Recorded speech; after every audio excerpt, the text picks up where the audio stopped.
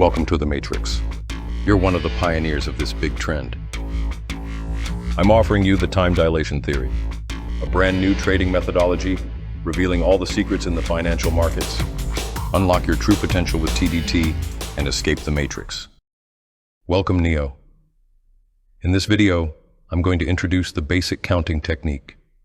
We will go through 4 main topics. How do you count from highs and lows? How do you understand the market cycles in terms of counting? How do you count using multiple time frames? How do we count for some situational cases? I put here a few counting examples. You might be asking yourself about, when do I need to anticipate a reversal? When do I need to anticipate an expansion, consolidation, or a retracement? I'm just showing you a few examples here. Without comprehensively teaching it, let's discuss about first example. Price expanded in 4 candles and retraced by 3 candles, and the next expansion started at 8th candle, where 7th candle created the short-term low. Then price expanded 6 more candles and created top at 13th candle. Time had been contracted in between 13 and 17 first. Then the next expansion started and took us to 21st candle to end the cycle. This is the most basic form of how expansions and retracements occur in the time axis. Let's look at the second example, Neo. Price expanded in 3 candles quickly and retraced in 4 candles, where 7th candle created the short-term low, before it takes us to 13th, just before the reversal. And then 21st candle started the expansion, which will take us until 31st candle to end up the cycle. In the third example, we observe a classic price run as 3, 5, and 7, where it created the short-term high until 13th candle. Reversal occurs and it expands up to 21st candle to end up the cycle. I'm representing the concept right here, in order for you to understand the basics, Neo. Everything will be clarified as you study the lessons through the 3rd week of the boot camp. These examples here is to demonstrate possible turning points in time, as reversal, expansion, and retracement. In this video, our focal point is reversals, expansions, and retracements, Neo, not consolidations.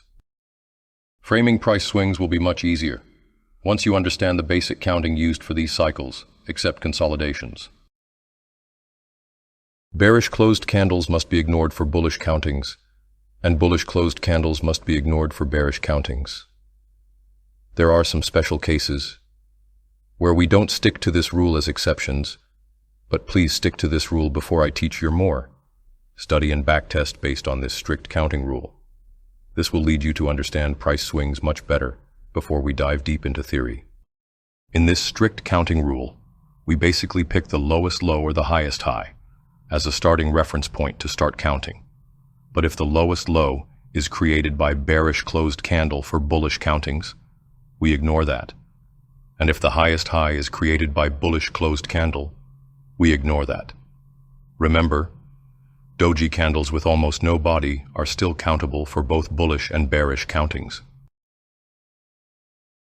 In the first chart, we start counting using the bullish closed candle that created the lowest low, and in the second example, we start counting by using the doji candle that didn't create the highest high, because the highest high is created by a bullish closed candle here, and it's quite clear that this doji candle should be the starting point. In the first chart, we pick the bearish closed candle just after the bullish closed candle that create the highest high, and this takes us to 7 and 9 as short-term turning points. In the second chart, we pick the other high to align 2 different countings together for more precision. And in the third chart, we pick the bullish closed candle that didn't even create the lowest low. This example might be confusing to some of you, yet we still apply the strict counting rule here by picking the bullish closed candle, and it doesn't even matter if it created the lowest low or not here.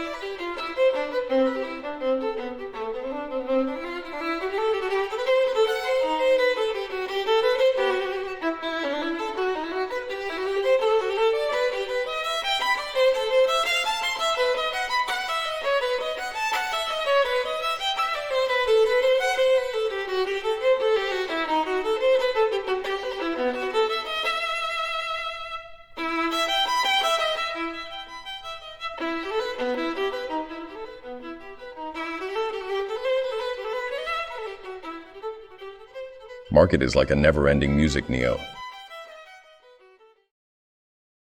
Let's talk about market phases, also known as market cycles. Majority of the consolidations take 10 candles or 20 candles. 7 long and 13 long consolidations are uncommon. And if they are occurred, this means that market is about to change the gears. When it comes to expansions and reversals, we generally observe 4 candle long and 7 candle long expansions. 13 candle and 21 candle long expansions are uncommon, yet 13 candle long and 21 candle long reversals are quite common in the markets. When it comes to retracements, we generally observe 3 candle long and 4 candle long retracements in the markets.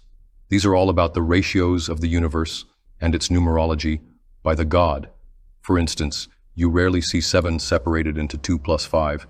However, you see 7 separated into 3 plus 4 or 4 plus 3. And here's the Wall Street cheat sheet that everyone knows about.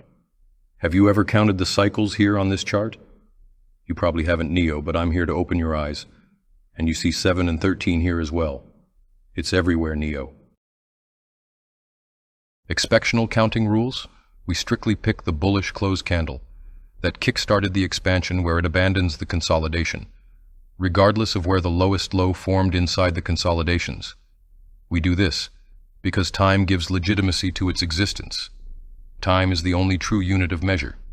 It gives proof to the existence of matter, and without time, price can't exist. Thus, counting consolidations to anticipate the next expansion, retracement or reversal is meaningless compared to counting expansions and reversals. That's why we pick the candle that kickstarts the expansion and lefts the price from the consolidation, where time is valued exact 0. I also want you to understand that what you see inside consolidations is not the price of that asset you're looking for. It's just nothing. Yes, nothing, Neo. This understanding will change your perspective and your mind. Let's look at another example, where there's a long consolidation, where there are many irrelevant short-term highs and lows, and pay attention to where I marked up as one on the chart, Neo. We have black-numbered and red-numbered countings here. I marked up the highest high before the drop in price, and for the other counting we pick the candle, where the expansion that left us from the consolidation is started. So, this way we develop a better understanding to count irrelevant structure in time as an exceptional counting. And here's the multi-time frame counting. That's the most important part of the time dilation theory, Neo, because you're going to take trades consistently and become profitable with them in longevity.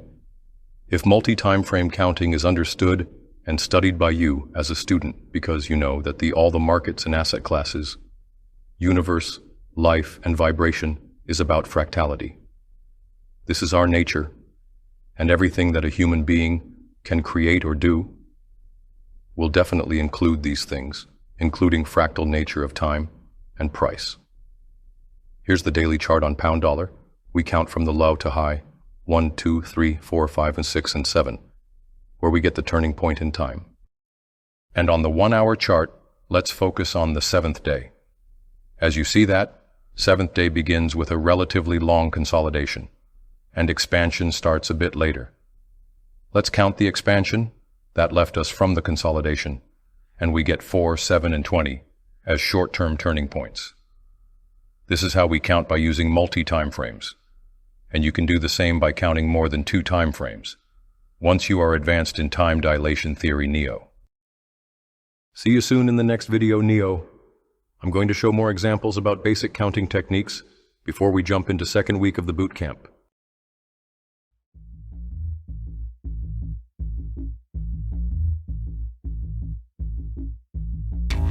Welcome to the Matrix. You're one of the pioneers of this big trend. I'm offering you the time dilation theory, a brand new trading methodology revealing all the secrets in the financial markets. Unlock your true potential with TDT and escape the Matrix.